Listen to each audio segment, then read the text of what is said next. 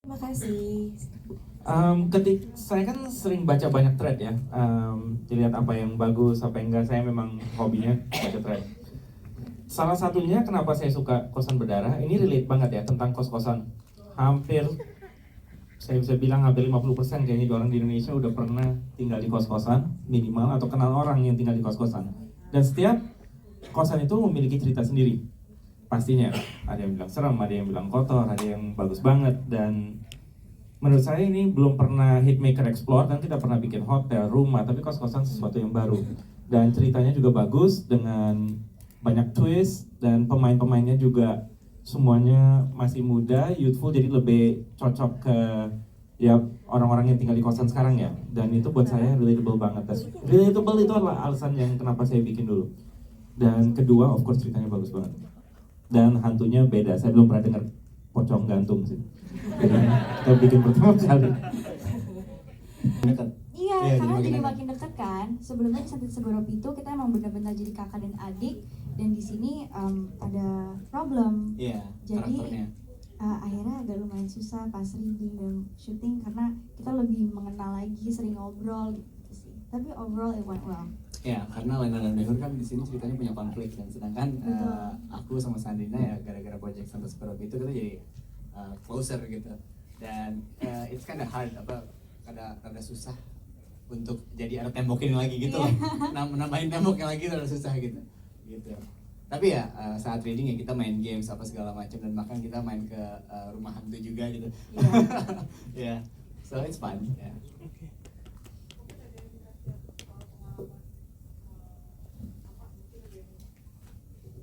Ada yang serem atau misalnya juga kayak tadi kan Mbak Dia kepanasan atau mungkin yang lainnya juga mungkin Sandrina gitu. Jadi waktu di Padalarang seperti apa syutingnya? Kalau tantangannya mungkin bisa dibilang banyak banget ya, apalagi di kebun pisang, di kosannya juga. Tapi menurut aku yang paling berat tantangannya di kebun pisang karena adegan-adegan yang berat dan juga lokasinya mungkin yang bisa dibilang agak susah. Bahkan untuk datang ke sana aja kan kita harus agak jalan jauh gitu. Dan kebetulan waktu saat kami syuting di Padalarang itu lagi musim hujan tinggi banget, jadi kayak itu lumayan cukup sulit buat kami syuting di sana gitu. Ya. Oke, baik. Cukup, Mbak? Cek seru banget ya di Riko Nyawa ini ya, apalagi punya saudara yang hebat dan produser yang luar biasa dan teman-teman juga di sini, wow, sangat membantu semuanya. Dan saya asli orang Sumatera dan Rian ini logatnya Malang. Jadi nyebrang. Perlu tantangan. Iya. Tapi seru Pak tantangannya, itu seru banget, challenge buat saya kan. Tapi alhamdulillahnya kalau untuk saya ada coaching dialeknya untuk Jawa. Jadi itu sangat bantu banget untuk kita proses untuk belajar itu logatnya. Dan selama syuting pun juga kita jaga selama coachingnya sampai full dijaga kita. Jadi ketika kita belum take, kita ngobrol dulu, kita reading lagi, kita nanya, Mas kalau saya bicara ojo aku diki bener nggak? Oh dibedokin lagi gitu. Jadi ya perfect semuanya. Luar biasa. Terima kasih. Yang berikutnya, Michael, gimana? Menurut saya buat tantangan bahasa di film Rego Nyawa itu lumayan seru dan menantang juga ya di satu sisi gitu. Kayak banyak bahasa-bahasa yang berbeda, ada yang dari Batak, ada yang dari Sunda dan Jawa juga yang lain gitu. Dan aku tuh baru sadar juga di film ini kalau Jawa tuh ada berbeda-beda kan, ada Jawa dari Solo, ada Jawa dari mana gitu. Betul. Dan menurut aku lumayan detailnya yang aku suka gitu. Kayak contohnya buat bilang enggak di bahasa Jawa tuh ada ora, ada enggak, ada gak, dan itu semua tuh dipilih dan dimasukin ke orang yang berbeda-beda. Jadi aku suka banget dari detailnya semuanya, dan pemain-pemain semuanya aku seneng banget. Dan apa ya, ada satu hari juga yang kita ngomong pakai bahasa daerah kita masing-masing, aku kadang suka kena sama dia sih. Kadang kan logat Batak kita ikut ke bawah ya, ikut pengen marah juga gitu bawah. Kayak gitu. Jadi lumayan setuju ya Nya ya. Setuju banget gua. Dia bener-bener ini banget loh, mempengaruhi yang lain juga. Yang lain pada jawab, kita tiba-tiba ngikut ke dia loh. Alamak, gitu. Makanya kalau ngomong bahasa masing-masing tuh kita agak jauhin Hani kan sebenarnya kan. Nggak bercanda ya. Ya sekian dari saya, mungkin itu aja sih yang bisa dikasih. Terima kasih. Baik, terima kasih Michael. Aku agak gak nyadarin yang tadi Michael bilang sih, jujur kayak aku gak nyadar aja. And for me, tantangan gak ada yang berat ya, puji Tuhan, untuk dialek, karena aku adalah original 100% gadis Batak. Oke. Jadi Horas di kita sudah.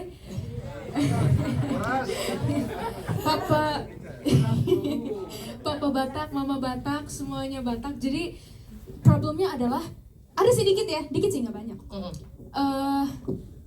Aku terbiasa komunikasi sama teman-teman aku yang emang udah setiap hari ketemu gitu ya, bahasa Indonesia atau Inggris kan gitu. Jadi ada satu hal di mana yang aku kayak, oke, ini gue balik pakai ini lagi, karena dulu aku pernah peranin bahasa Batak juga waktu pas aku kecil, dan waktu itu memang belum masalah karena belum terlalu banyak teman kan. Ya problemnya sih cara ngebagusinnya aja, karena menurut aku sesuatu yang udah terkontaminasi itu agak susah untuk bikin pure lagi. Tapi puji Tuhan karena Kak Holly juga asisten sutradara ya, Kak Holly tuh orang Batak juga, jadi masih bisa ngebantuin aku sedikit gitu dari dialeknya. Dan yang bikin aku lebih luas lagi selama berdialog dan berperan sebagai Hani di Rego Nyawa, karena Bang Holly itu bilang gak usah takut untuk explore, just do it gitu. Kayak gak usah takut nadanya terlalu tinggi, terlalu rendah, atau misalnya aku too much gak ya bang kalau kayak gini gitu. Dan itu benar-benar dibantu banget. Kalau ketemu Bang Holly itu kayak, hey apa kabar kau gitu. Dan itu langsung, oh oke, yeah, he's helping me a lot, so I owe him so much. Ya itu sih. Oke, thank you Zoe. Yang berikutnya si bule Sunda nih, Cassandra. Karena jujur tadi aku juga pas nonton Cassandra muncul agak shock, kayak, oh logatnya Sunda ya Cassandra di film ini. Bagaimana mempelajarinya, silahkan Cassandra. Iya teh. Mangga. Iya memang buat aku tersendiri sih emang salah satu biggest tantangan di sini memang ya logatnya ya, karena kayaknya emang banyak orang yang kenal aku memang bahasa Indonesia aku tuh logatnya pun belum perfect gitu.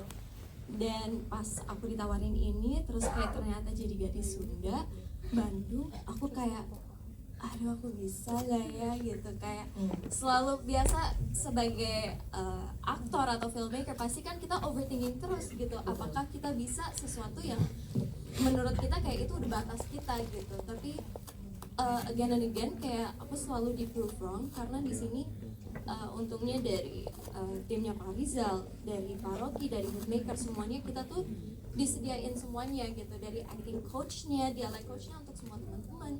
Dan maksudnya even on set pun, di lokasi pun kita tuh selalu dibantuin gitu. Kayak aku setiap abis take scene, misalnya take 1, aku selalu make sure sama Pak Rizal kayak, Pak tadi ada menurut Bapak ada kendala nggak sama logatnya, atau ada yang terlepas atau gimana gitu. Terus aku make sure juga sama Kak Holly, asrada kita gitu.